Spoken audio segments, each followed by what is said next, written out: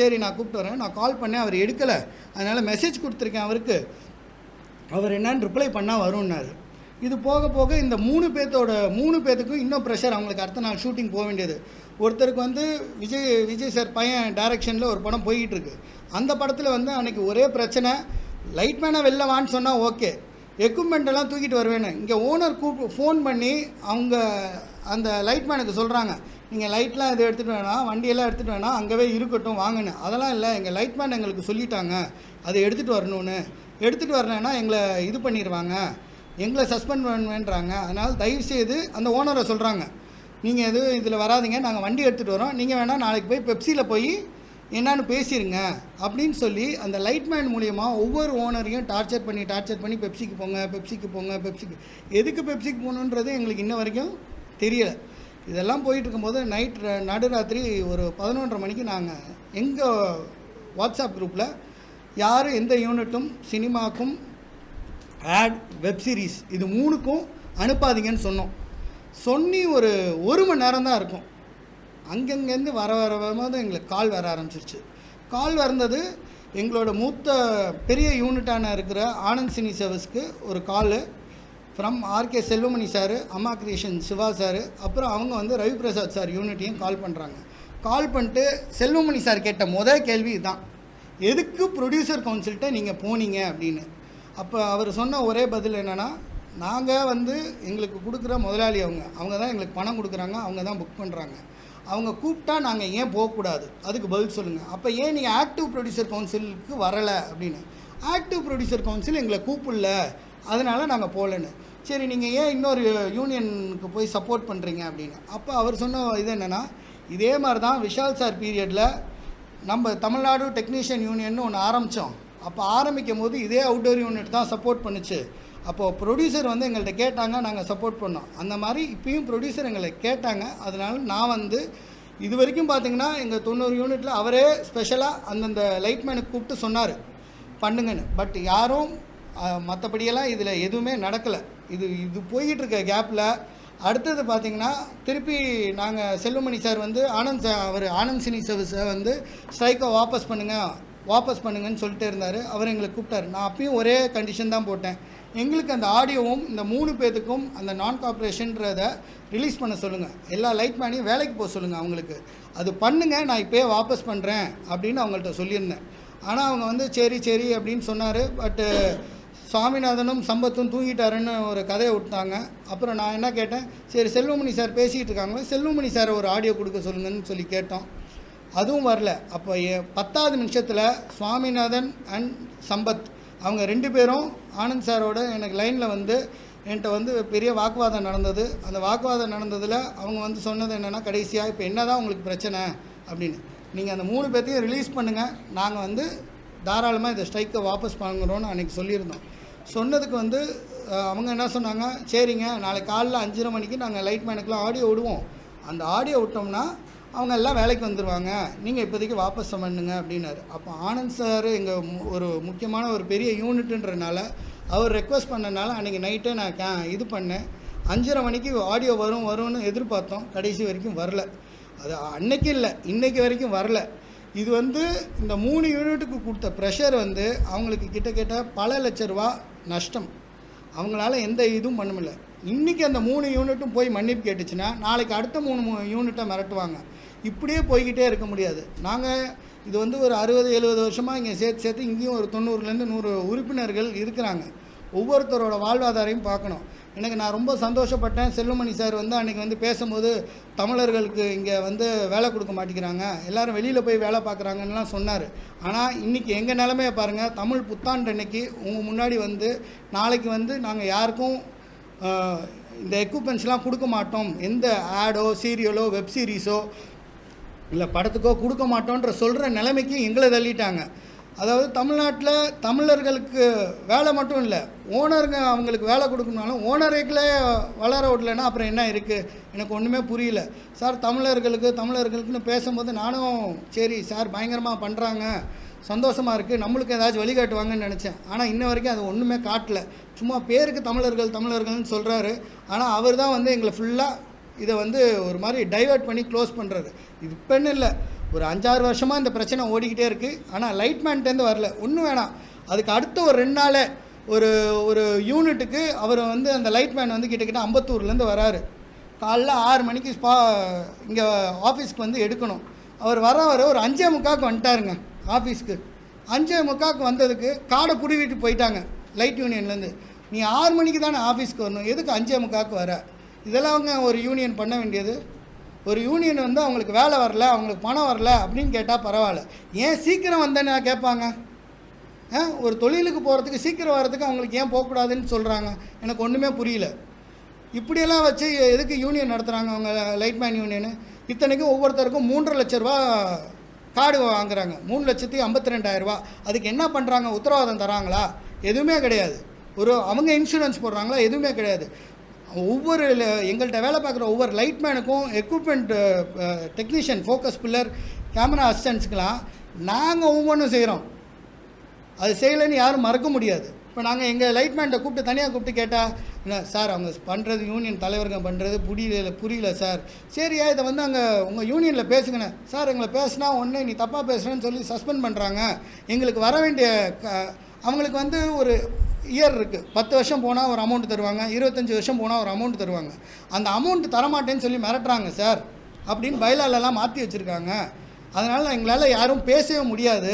தயவுசெய்து நீங்கள் புரிஞ்சுக்கோங்க, நீங்கள் அட்ஜஸ்ட் பண்ணிட்டு போய் பெப்சியில் போய் கேளுங்கன்னு. எதுக்கு சார்? நாங்கள் இவங்களுக்கு வேலை கொடுக்க ரெடி, அவங்களுக்கு என்ன பண்ணணுமோ நாங்கள் பண்ணுறோம். ஒவ்வொன்றுக்கும் ஒரு நல்லது கெட்டதுனால நாங்கள் ஹெல்ப் பண்ணுறோம். பட் இவ்வளோ பண்ணிக்கிட்டு இருக்கும்போது இது வந்து சம்மந்தமே இல்லாமல் ஒரு யூனியன் உள்ளே ஃபார்ம் பண்ணி இந்த மாதிரி பண்ணுறது ரொம்ப தப்பாக இருக்குங்க. இது எங்களுக்கு வேறு வழி தெரியல. அந்த வழி தெரியலன்னு தான் நாங்கள் இப்போ வேறு வழி இல்லாமல் நம்ம வந்து இது பண்ணுறோம். அதே மாதிரி பார்த்திங்கன்னா நாங்கள் இன்னொரு அறிக்கை ஒன்று விட்டுருந்தோம். இந்த லைட்டுன்னு சொல்லி இப்போ ஒரு யூனிட் பாம்பே, அதான் வெளி மாநில யூனிட் இருக்குது, லைட் தாகிர்னு. அவங்க இங்கே வேலைக்கு வராங்க. சொல்லப்போனால் நம்மளால் கர்நாடகாக்கோ இல்லை கேரளாக்கோ ஆந்திராக்கோ எங்கேயும் நம்ம யூனிட் எடுத்துகிட்டு போய் எங்களால் வேலை பார்க்க முடியாதுங்க. போனால் வந்து வண்டியை உடைப்பாங்க, வண்டியை பஞ்சர் பண்ணுவாங்க.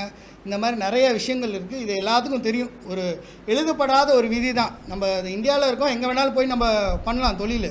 ஆனால் சினிமாவில் ஒரு எழுதப்படாத விதி. இப்போ எப்படி அவங்களுக்கு எங்களுக்கு அக்ரிமெண்ட்டே இல்லை, இருந்தாலும் நாங்கள் அவங்கள வச்சு தான் வேலை பார்க்கணுன்ற ஒரு இது இருக்க மாதிரி இந்த மாதிரி ஒரு ரூல் இருக்குது.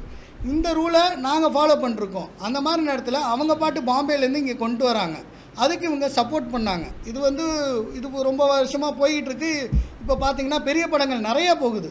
ஆக்சுவலாக பார்த்திங்கன்னா இன்றைக்கி ரஜினி சார் சன் டிவி நடக்கிற படங்கள் அங்கே தான் போகுது. அதுக்கப்புறம் சூர்யா படம் அதில் தான் போகுது. சிவகார்த்திகேயன் படம் அதில் தான் பண்ணுறாங்க. இதுக்கெல்லாம் முன்னாடி அண்ணாச்சி அவர் பண்ணுற படமும் அங்கே தான் போகுது. அண்ணாச்சி படத்துக்கு ரொம்ப ரெக்வஸ்ட் பண்ணோம். ஆக்சுவலாக அவங்க சொல்லுவாங்க, முதல்ல எங்கள்கிட்ட வந்து கம்ப்ளைண்ட் பண்ணிருந்தாங்க, எங்கள்கிட்டலாம் லைட் இல்லைன்னு. இங்கே எல்லோரும் பல கோடி ரூபா போட்டு ஒவ்வொரு லைட்டையும் வாங்கிட்டு கேமராவை வாங்கிட்டு வந்து இங்கே எல்லோரும் வச்சுருக்காங்க. இப்போ அவங்க இதெல்லாம் சொன்னாங்கன்னா லைட் இல்லை இது இல்லைன்னு சொன்னாங்கன்னா ஒத்துக்க முடியாது. அங்கே என்ன நடக்குது, எதுக்காக லைட் போகிறாங்கன்னே எங்களுக்கு தெரிய மாட்டேங்குது. சரி, இந்த பஞ்சாயத்தை பெப்சிக்கே போனோம். செல்வமணி சார்கிட்ட ஒரு ரெக்வஸ்ட் கொடுத்து போனோம். சரி நீங்கள் வாங்க, நாங்கள் உங்களுக்கு பண்ணித்தரோன்னெலாம் சொன்னார். சரி நாங்கள் போய் உட்காந்தோம். அங்கே சீக்காலேருந்து வந்தாங்க. அந்த படத்தோட மேனேஜர் அம்பிகாபதி வந்தார். எல்லாம் வந்துட்டு சரிப்பா ஒன்றும் இல்லை, அவங்க இந்த மாதிரி வந்திருக்காங்க. அதாவது ஒரு அழுத்தம் திருத்தமாக இது பண்ணுன்னு சொல்கிறது செல்வமணி சாரே சொன்ன மாதிரி எனக்கு இருந்தது. நாங்கள் அங்கே இருக்கும்போது அவர் என்ன சொல்கிறாரு, அவங்க லிஸ்ட்டு தருவாங்க உங்களுக்கு, அந்த லிஸ்ட்டில் உங்கள்கிட்ட இல்லைன்னா அவங்க யாரை வேணாலும் வச்சு பண்ணுவாங்க. அவங்க லிஸ்ட்டு தருவாங்க உங்களுக்கு, அதில் இல்லைன்னா யாரை வேணாலும் வச்சு பண்ணுவாங்கன்னு. என்னடா இதே திரும்ப நிறைய வாட்டி சொல்கிறாருன்னு நான் யோசிச்சுக்கிட்டே இருந்தேன். சரி ஓகே வரட்டும், லிஸ்ட்டு வரட்டும் பார்க்கலான்னு இருந்தோம். அந்த லிஸ்ட்டு ஆக்சுவலாக ஒரிஜினல் லிஸ்ட்டும் எங்களுக்கு வந்துச்சு ஒன்று. அது வந்து ரொம்ப கம்மியான லிஸ்ட்டு. அது யார் வேணாலும் எங்கள் 90 பேரில் எந்த மெம்பர் வேணாலும் அந்த ஷூட்டிங் பண்ணலாம். அந்த அளவுக்கு தான் லைட்ஸ், கேமராமேன் கம்மியாக தான் இருந்தது. ஆனால் வந்த லிஸ்ட்டில் ஒரு பிராண்டட் ஆரி, வால்டெக்ஸ், கோடெக்ஸ் எந்த லைட்டும் கிடையாது. எல்லாம் சைனா மேக்கும். அந்த light and night north Indian company அவனாக செஞ்சு ஒரு லைட்டை உருவாக்கி அதுக்கு ஒரு பேர் போட்டுட்டான், பிக்சல் பீம் 9. பிக்சல்ன்றது ஒரு பேண்டு, பீம்ன்றது ஒரு இன்னொரு பேண்டு. இது ரெண்டையும் சேர்த்து வச்சு அவன் ஒரு போட்டு இந்த லைட்டுன்னு சொல்லி லிஸ்ட்டு கொடுங்க. நான் சொல்கிறேன் இப்படியெல்லாம் ஒரு லைட்டே இல்லை சார் அப்படின்னு செல்வமணி சார்கிட்ட கூப்பிட்டு சொல்கிறான். இளவரசர் சார்கிட்ட சொன்னால், தம்பி லிஸ்ட்டு கொடுக்க சொன்னாங்க, கொடுத்துட்டோம், உங்கள்கிட்ட இல்லைன்னா இல்லைன்னு சொல்லுங்கள், அவ்வளோதான். லிஸ்ட்டு கொடுத்ததே தப்புன்றோம். இந்த மாதிரியே பண்ணி இது எதுக்காக பண்ணாங்க, இதில் வேறு எதுவும் நடக்குதா என்னன்றது எங்களுக்கு புரியல. இந்த மாதிரி ஒவ்வொரு யூனிட்டுமே போகுது. கேட்டால் சீக்காவில் வந்து கேட்டால் அவங்க வந்து எங்கள் க்ரியேட்டிவிட்டியை நீங்கள் தடுக்காதீங்க, எங்களுக்கு நாங்கள் யார்கிட்ட வேணாலும் எடுக்க போகிறோன்னு. எனக்கு தெரிஞ்சுங்க, க்ரியேட்டிவிட்டி, நான் அது தப்பாக பேசக்கூடாது, எல்லாருக்கும் க்ரியேட்டிவிட்டி இருக்குங்க. இன்றைக்கி எல்லாம் பெரிய கேமரா போட்டும் எடுக்கிறாங்க, சின்ன கேமரா போட்டும் எடுக்கிறாங்க. ஏன் அதே இப்போ ட்ரீம் வாரியர்ஸ் பிக்சர்ஸ் அருவின்னு ஒரு படம் பண்ணாங்க, பேனசோனிக் GH5 பண்ணாங்க அந்த கேமராமேன்.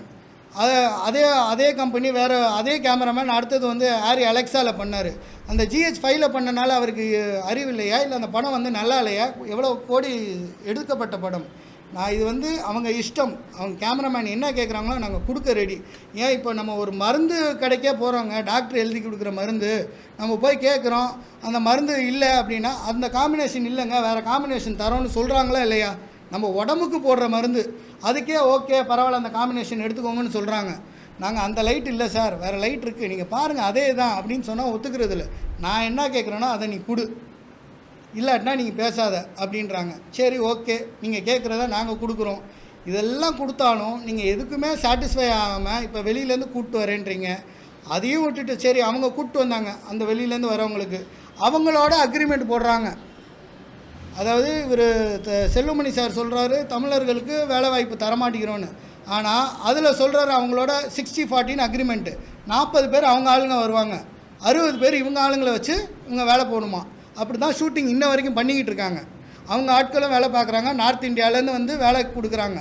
இங்கே நாங்கள் என்ன சொல்கிறோம், 100% நாங்கள் உங்களுக்கு வேலை கொடுக்குறோம், ஏன் எங்களை வச்சு பண்ண மாட்டேங்கிறீங்கன்னு தான் நாங்கள் கேட்குறோம். இப்போ நாங்கள் ஒன்று சரி எங்களுக்கு எங்கள் பிரச்சனைக்கு வர மாட்டேங்கிறீங்க, அந்த இதுக்கு தான் வரீங்களா, இப்போ எங்களுக்கு ஒரு 60-40 கொடுங்கன்னு சொல்லி எங்கள் லைட்மேன் யூனியனுக்கு, எங்களோட லைட்மேன், இன்னமும் நான் அதை தான் சொல்கிறேன், எங்கள் லைட்மேன் யூனியனுக்கு நாங்கள் ஒரு லெட்டர் அனுப்புகிறோம். நீங்கள் லைட் அண்ட் லைட்டுக்கு வெளி மாநில யூனிட்டுக்கு ஒரு அக்ரிமெண்ட் போட்டிருக்கீங்க 40-60ன்னு, அதே ஒரு அக்ரிமெண்ட் எங்களுக்கும் போடுங்க. நாங்கள் 40 பேர் ஓனாக வச்சுக்கிறோம், எந்த பிரச்சனையும் வேணாம், நாங்கள் 40 பேர் வச்சுக்கிறோம், 60 பேர் நீங்கள் இருந்துக்கோ, அந்த பர்சன்டேஜில் நம்ம வேலை பார்க்கலாம் அப்படின்னு ஒரு லெட்டர் அனுப்பிச்சோங்க. அதுக்கு அவங்கள்ட்டேருந்து எங்களுக்கு வர ஒரு லெட்டர் என்னென்னா, நீங்கள் இந்த மாதிரி லெட்டர்லாம் எங்களுக்கு அனுப்பக்கூடாது, இதை நீங்கள் வந்து தாய் சங்கத்துக்கு அனுப்புங்க, எங்கள் தாய் சங்கம் பெப்சிக்கிட்ட தான் நீங்கள் பேசணும், எங்கள்கிட்ட பேசக்கூடாது. அப்படி உங்களுக்கு ஏதாச்சும் பிரச்சனை அப்படின்னால் நீங்கள் வந்து எங்களுக்கு வந்து இந்த விஷயம் அந்த 60-40ன்ற இதுக்கு நீங்கள் கொண்டு வரக்கூடாது. 100% சொல்கிறேன், நாங்கள் யார்கிட்ட வேணாலும் வேலை பார்ப்போன்றாங்க லைட்மேன், ஆனால் நீங்கள் எங்களை வச்சு தான் வேலை பார்க்கணுன்றத எங்களுக்கு வந்து ஒரு அறிக்கையாக அவங்க எங்களுக்கு அனுப்புகிறாங்க.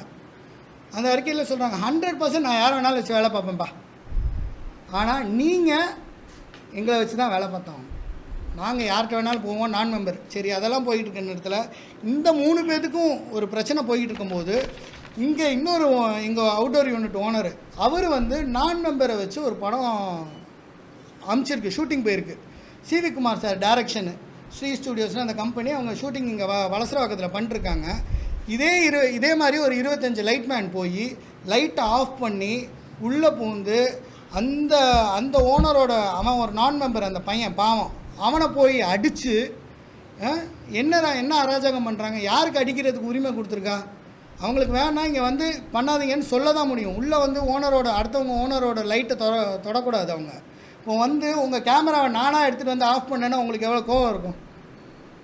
என்ன தான் இருந்தாலும் நீங்கள் கேட்டால் இது என் வீட்டில் இருக்கீங்க, எங்கள் ஆஃபீஸில் இருக்கீங்கன்னு சொல்லி நான் பண்ண முடியாது. அவங்க இது உங்களோட பொருள், அந்த மாதிரி தான் எங்களோட பொருளில் அவங்க எப்படி இந்த ஆக்ஷன் எடுக்காங்கன்னு இதெல்லாம் கொண்டு போய் நாங்கள் கம்ப்ளைண்ட் பண்ணி கவுன்சிலிங் கம்ப்ளைண்ட் பண்ணி அவங்க கமிஷனர் ஆஃபீஸில் கம்ப்ளைண்ட் பண்ணி நாங்கள் எங்கள் அசோசியேஷன்லாம் எங்கள்கிட்ட வந்து சார் இப்படிலாம் பண்ணால் பயமாக இருக்குது, யூனிட்லாம் வெளில எடுத்துகிட்டு போக முடியல, லைட்டை உடைக்கிறாங்க, ஆள் அடிக்கிறாங்க, இப்படிலாம் பண்ணோன்னு நாங்கள் விருகம்பாக்கம் போலீஸ் ஸ்டேஷன்லேயும் கம்ப்ளைண்ட் கொடுத்து வச்சுருக்கோம். இது போய்கிட்டே இருக்குது. அடுத்தது கமிஷனர்கிட்டையும் அப்பாயின்மெண்ட் வாங்கியிருக்கோம், 16ஆம் தேதி அங்கே கொடுக்குறோம். பட் எங்களோட ப்ரெஷர் ரொம்ப ஓவர், ஒரு எல்லைக்கு மீறி போயிடுச்சு. அவங்க ஓனரை வந்து அதாவது அவர் வண்டி போக வேணாம், அவர் எக்யூப்மெண்ட்டை எடுத்து இன்னொரு யூனிட்டுக்கு போகக்கூடாது. அதாவது இப்போ நான் வந்து அந்த குமரவேலன்ற ஒரு ஓனர்கிட்டேருந்து என்கிட்ட ஒரு லைட் இல்லை, அவர்கிட்டேருந்து நான் வாங்கி அமுச்சு விட்றேன்னா என் லைட்மேன் என்கிட்ட சொல்கிறான் அந்த எக்யூப்மெண்ட் இருந்தால் வேலை பண்ணக்கூடாதுன்னு சொல்லியிருக்காங்க சார் லைட்மேன் யூனியனில். இது என்னங்க நியாயம்?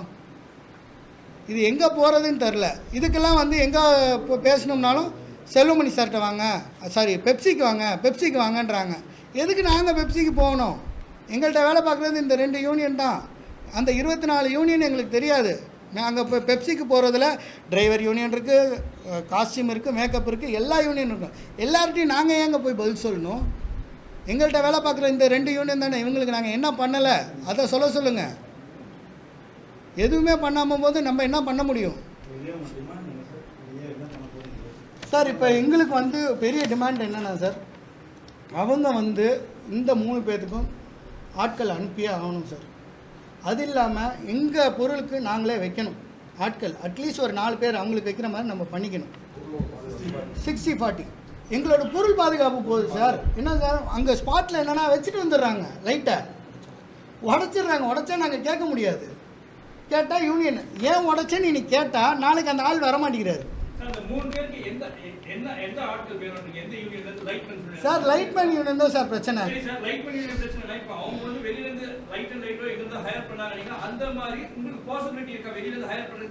சார் அது பண்ணால் ஸ்ட்ரைக் வராங்க சார். அவங்க என்ன சொல்கிறாங்க, நீங்கள் எங்கள் ஆளை என்னன்னா அவங்கள்ட்ட இந்த 24 யூனியன் இருக்குது சார். இப்போ நாங்கள் வெளி யூனியன்லேருந்து நாங்கள் ஒரு ஆள் அனுப்புகிறேன், ஒரு நான் மெம்பர் அனுப்புகிறேன்னு வைங்களேன், போட்டு ஒரு 10 பேரை நான் சேர்த்து அனுப்பிச்சேன்னா அவங்க தேர்ந்து என்ன கேள்வி வருதுன்னா, பெப்சி மேனேஜர் அங்கே இருக்கார், பெப்சி மெம்பர் இல்லாமல் நாங்கள் யாரையும் வேலைக்கு சேர்க்க மாட்டோம்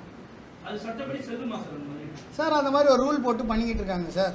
இது ஒரு அராஜகமாக தான் சார் இருக்குது. இப்போ நான் அதை தான் சொல்கிறேன். நான் கோடிக்கணக்காக எக்யூப்மெண்ட் போட்டு நான் வாங்கி வச்சுருக்கேன். என் எக்யூப்மெண்ட்டுக்கு யார் எடுத்துகிட்டு போகணுன்னு அவங்க சொல்கிறாங்க சார். நாங்கள் கிடையாது சார். இன்னொன்று இண்டிபெண்ட். இதோ இன்னொன்று என்னென்னா, ஒப்பந்தம் வந்து வெறும் ப்ரொடியூசர் கவுன்சிலுக்கும் பெப்சிக்கு மட்டும்தான் இருக்குது. பெப்சிக்கு எங்களுக்கு எந்த ஒப்பந்தமுமே கிடையாது. ஆனால் 60 வருஷமாக நாங்கள் இதை ஃபாலோ பண்ணிக்கிட்டு இருக்கோம். ப்ரொடியூசர்ஸ் வந்து பணம் கொடுக்குறாங்க, அங்கேருந்து எடுத்துக்கோங்கன்றாங்க. அதுக்காக நாங்கள் ஃபாலோ பண்ணுறோம். அது பழக்க வழக்கமாக போகுது. பட் இன்றைக்கி இருக்கிற டைமில் டிஜிட்டலாக வந்துடுச்சு சார். யார் வேணாலும் எங்கே வேணாலும் எடுக்கலாம். ஆனால் அவங்க வந்து இத்தனை பேரை வச்சு எடுங்கன்னு எங்களை கம்பல் பண்ணுறாங்க. அதாவது இப்போ ஒன்றும் இல்லை சார், நான் ஒரு யூனிட் அனுப்புகிறேன். அனுப்பும் போது என்ன பண்ணுறாரு, கேமராமேன் என்ன சொல்கிறாரு, உன் லைட்மேன்லாம் சரியில்லைப்பா, வந்து ஃபோனை நோண்டிக்கிட்டு இருக்காங்க, இது பண்ணிக்கிட்டு இருக்காங்கன்னாரு. சார் அதை ஏன் எங்கள்கிட்ட சொல்கிறீங்க? எங்கள் லைட்மேன் கிடையாது அவங்க, நீங்கள் எங்கள்கிட்ட சொல்லாதீங்க. கேமராமேன் வந்து அதே யூனியனில் தான் இருக்கார். உங்கள் பெப்சியில் சொல்லுங்கள், சொல்லி அவங்கள என்னன்னு கேளுங்க. அப்படின்னா அதை கேட்க மாட்டாங்க. அதே மாதிரி இவங்க காலையில் லேட்டாக வராங்க. 6 மணிக்கு 5:45 வந்தால் காடை பிடிங்கிட்டு போயிடுறாங்க. 6:30 வந்து இவங்க ஷூட்டிங் ஸ்பாட் போகிறதுக்கு லேட் ஆகுது. அப்போ ஏன் லேட் ஆச்சுன்னு மேனேஜர் வந்து எங்களை கேட்குறாங்க. இல்லை லைட்மேன் அதெல்லாம் எனக்கு தெரியாது, நாளைக்கு உங்கள் ஆளுங்கெல்லாம் சீக்கிரமாக வரணும் அப்படின்றாங்க. நாங்கள் ஃபோன் பண்ணி சீக்கிரமாக வர சொன்னால் நீங்கள் யார் எங்களை சீக்கிரமாக வர சொல்கிறீங்கன்னு கேட்குறாங்க. இது வந்து ஒரு அராஜகமாக இருக்குது. அதே யூனியனில் தான் மேனேஜரும் இருக்காங்க. நேராக பெப்சியில் கம்ப்ளைண்ட் பண்ணி லைட்மேன்லாம் இந்த பண்ணுறாங்க அப்படின்றத சொல்ல மாட்டேங்கிறாங்க. எங்கள் யூனிட் ஓனருங்கள்ட்ட தான் வந்து அது ஒரு சண்டையாக வராங்க. கேமராமேனு கேட்டால் எங்கள்கிட்ட தான் வராங்க. ஒன்று பொருள் சரியில்லைன்றாங்க, அதை கரெக்ட் பண்ணி நாங்கள் கொடுத்தா லைட்மேன் சரியில்லைன்றாங்க. இப்படியே பேசிக்கிட்டு இருந்தால் நாங்கள் எங்கே பண்ணுறது?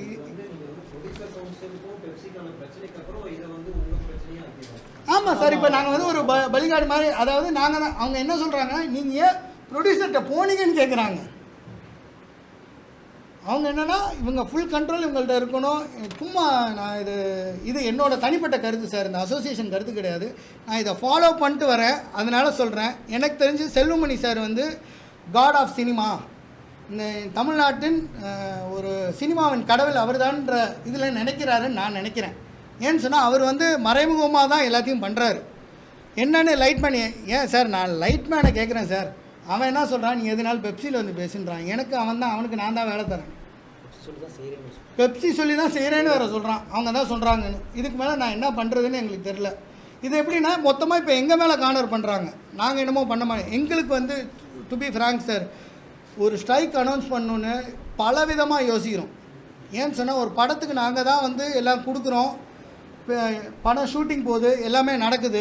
ஆனால் கடைசியில் பேமெண்ட்டுன்னு வரும்போது எங்களுக்கு நாங்கள் ப்ரொடியூசர்ஸ்க்கு நிறையா டிஸ்கவுண்ட் பண்ணி தான் படமே ரிலீஸ் ஆகுது. நான் வந்து அதை பற்றி இல்லை, அது எங்களோட பிஸ்னஸ். நாங்கள் கேட்குறோம், அவங்க கேட்குறாங்க, நாங்கள் கொடுக்குறோன்னு சொல்லிட்டு போயிடுறோம். சில படத்துக்கு இன்னும் பணம் வராமல் கூட இருக்குது. ஒரு கம்பெனியில் பணம் வேணும்னு கேட்டதுக்கு யூனிட்டை மாற்றிருக்காங்க. நீங்கள் ஏன் எங்களுக்கு பணம் கொடுக்கலன்னு கேட்டதுக்கு யூனிட்டை மாற்றிருக்காங்க.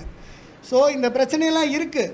இதெல்லாம் மீறி நாங்கள் எல்லாத்துக்கும் போட்டு எல்லாம் பண்ணி இது ஒரு விஷயமாக கொண்டு போகும்போது இது வந்து எங்களுக்கு ஒரு பெரிய ரிஃப்ளெக்ட் ஆகுது. ஆமாம் சார். சார் எடுக்கட்டும் சார், பாதிச்சிட்டோம், மொத்தமாக பாதிக்க போகிறோம். அந்த மாதிரி தான் அவர் என்ன இருக்குன்னா நாங்கள் என்ன சார் பண்ண முடியும் சார்?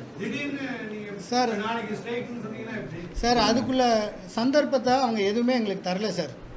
இது வந்து ஒரு முழுக்க மென்டல் ப்ரெஷர், ஒரு கஷ்டம் சார். இன்றைக்கி எனக்கு வயிற்று வலிக்குது சார். இதுக்காக நான் ஒரு வாரம் கழித்து அப்பாயின்மெண்ட் எனக்கு டாக்டர் தராருன்னா நான் என்ன சார் பண்ணுறது?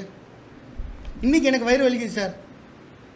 நான் இப்போ ஒரு டாக்டர்கிட்ட போய் ஒரு அப்பாயின்மெண்ட் கேட்டேன்னா நீ ஒரு வாரம் கழிச்சு வாப்பா, உன் அப்பாயின்மெண்ட் அப்போ இருக்குன்னு அப்போ சொன்னால் முடியுமா சார்? இன்றைக்கி என் கஷ்டத்துக்கு தான் சார் நான் பேச முடியும். எவ்வளோ தான் சார் கஷ்டப்படுறது? எத்தனை யூனிட் இங்கே பாதிக்குது சார்?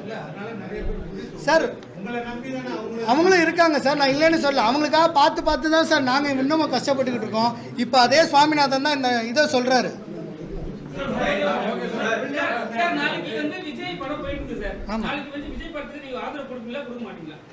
சார் இது விஜய் படம்னு இல்லை சார். தனிப்பட்ட கிடையவே கிடையாது.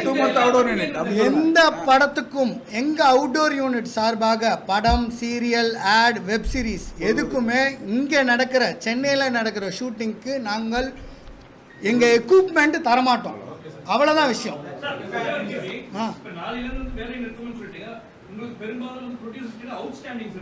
ஆமாம் சார்.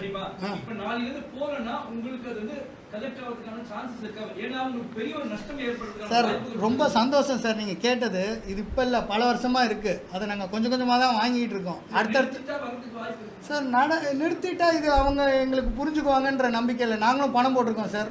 அதனால் எங்களுக்கும் அந்த புரிஞ்சுக்குவாங்கன்ற ஒரு நம்பிக்கையில், அவங்க எங்களுக்கு ஒரு தாய் மாதிரி அவங்க புரிஞ்சுக்குவாங்கன்ற நம்பிக்கையில் தான் சார் நாங்கள். சார்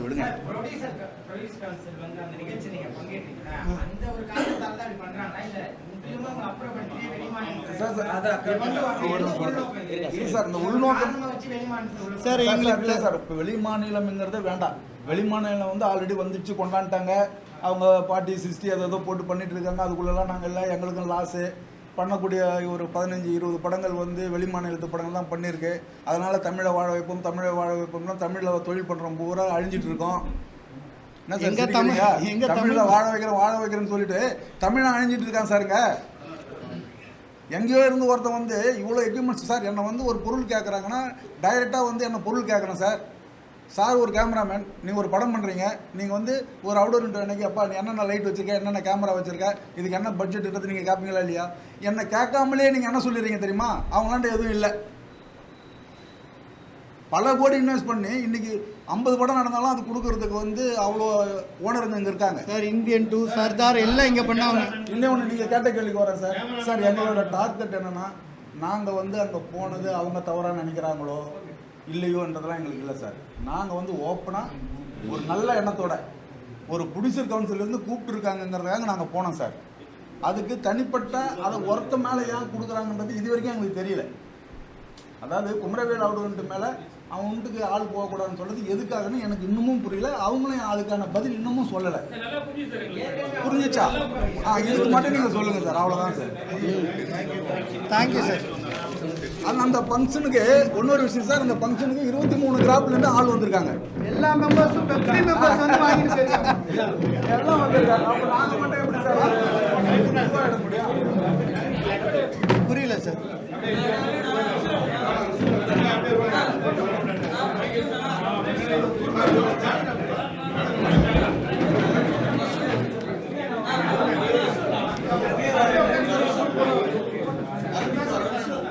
விஷுவல் தான். அண்ணா கரெக்ட் வீராஸ் கண்ணண்ணா எதுவும் பேச வேணாமா? விஷுவல் தான். சார்